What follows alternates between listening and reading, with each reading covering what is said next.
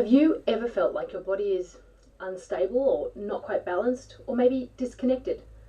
Like you can't quite hold your posture, or one side of your body feels totally different to the other, or your core doesn't feel like it's doing what it's supposed to? Maybe you've tried strengthening or stretching, maybe you've worked on your posture and your core, but it still doesn't feel right. What if the issue isn't strength, but coordination? Hi, I'm Alexis Wadeland, osteopath at Blossoming Me and Healthy Learning Lounge. In the last video, we spoke about the pelvis as the foundation of your body. Today we'll build on that, because your posture doesn't work alone. It works together with your ribcage and your pelvis. And its relationship is what drives posture, stability, movement, and even how your body manages load and pressure. Think of your ribcage and your pelvis like two ends of a system. Your pelvis sits at the base, your ribcage sits above. Between them is your diaphragm, your abdominal wall, your deep stabilizing muscles, your lumbar spine and muscles, and together they form a pressure system. What's a pressure system? It might sound complex or strange, but it's actually very practical. Your body uses pressure and tension to support your posture, create stability in your body, and transfer force and movement through your body. Think of your torso like a canister, the diaphragm sitting on the top, the pelvic floor sitting on the bottom, and the abdominal walls wrapping right around everything. When everything is working well and you're breathing properly, pressure is created evenly inside that system, and then that pressure helps to reduce strain on your joints, distribute load evenly and efficiently from your top to your bottom and bottom to your top of your body, and it gives your body a sense of support. But if that system isn't coordinated, pressure becomes uneven, or it can even leak from the system. And when that happens, joints are less supported, so your body has to find stability somewhere else. This system only works well when your ribcage and your pelvis are aligned and moving together. But for most people, that relationship becomes disturbed because of posture habits, stress, breathing patterns, previous injuries. Your ribcage and your posture will then stop working in a coordinated fashion together, and instead they start almost working against each other.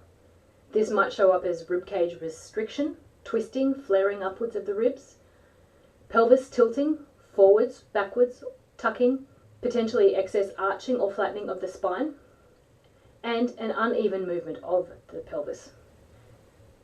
And when this happens, your pressure system can't function properly. Now this is where it gets really interesting. Your diaphragm, the main muscle you use to breathe, attaches into the ribcage. When you inhale, your diaphragm moves down and your ribcage expands. But this movement is meant to be balanced by what's happening below. Your pelvic floor should respond. Your abdominal system should coordinate. And when this is not working fully, if your ribcage is twisted, lifted, flared, or just restricted, your diaphragm can't move efficiently. If your pelvis is tilted or unstable, your pelvic floor can't respond properly, and your body loses that balanced pressure system. And then this is where compensation really has to take over. If your diaphragm isn't functioning well, your body might overuse your neck muscles, grip through your shoulders, rely on your lower back for stability. If your pelvis isn't responding well, you might brace excessively, feel like you can't switch your core on properly, feel unstable during movement. So it's not about just strength. It's about how the different parts of your body are coordinated and working together. Now let's bring this into movement for a moment. Every time that you walk, bend, lift, stretch, and reach, every time you carry something, your body has to transfer load. And it does that through your ribcage and pelvis connection.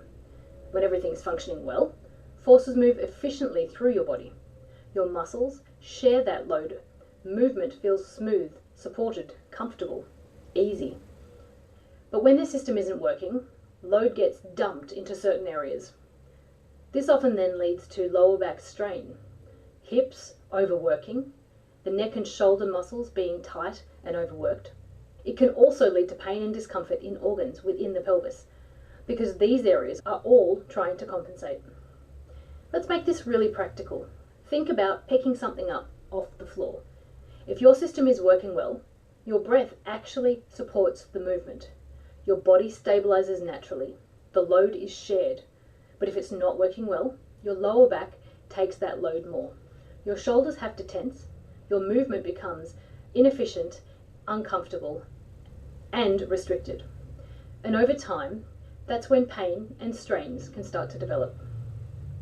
This is when people might say, my back often feels tight, even just when I'm standing. My shoulders just won't relax. My core doesn't feel like it's working properly or connecting in. I don't feel stable or balanced like I used to. Now here's a piece that is often missing. Your breathing is not just about oxygen. It's directly linked to how your body stabilizes. Breathing and the expansion through the ribcage should be a 360-degree movement. Your ribcage should expand forwards, sideways, and backwards, as well as up and down. And your diaphragm should move in coordination with your pelvis. When breathing becomes shallow, you often have chest-dominant breathing and restricted ribcage movement. Your ribcage might lift or flare or twist. Your pelvis loses connection to the system, and then your system has less stability. It changes how your ribcage moves, and that affects everything below. So instead of thinking, I need to strengthen my core, it's worth wondering, is my whole system working well together? And this doesn't just affect pain, it also affects energy. Because when your body isn't stabilizing efficiently, everything has to work harder. Muscles overwork, breathing becomes inefficient and more labored. Your nervous system stays more activated and alert. Over time, this can contribute to fatigue, reduced endurance, feeling like your body just doesn't have the capacity it used to. In my last video, we spoke about pelvic tilt and asymmetry, positioning of the pelvis. Now you can hopefully see how this will directly influence your ribcage, and how your ribcage can then influence everything above and below it.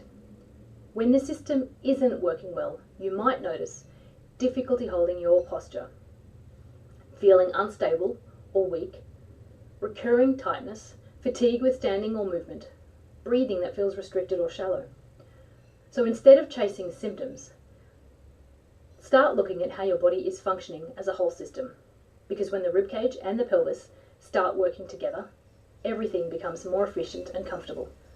Start noticing how you breathe, whether your ribcage feels tired, stuck, lifted, restricted, whether your muscles feel stacked and aligned well on top of each other, connected or disconnected. You don't need to fix everything all at once. Awareness is a first step. In the next video, we're going to take this a little bit further. We'll look at how this system plays out in real movement, especially with walking and posture, and how pain will then develop over time. And if you're ready to start working with your body in this way, my Ribcage Reset mini course takes you through simple, guided ways to reconnect this whole system. The link's below if you'd like to explore that. Because when your body starts working together, everything feels easier. So that's it for today. Did it raise any questions or aha moments? If so, I'd love to hear them, so please put those in the comments section. I love answering questions. I hope you found today useful. And if you know someone who could use this information, please share it. Remember to comment, like, and subscribe. Until next time, and in health, bye for now.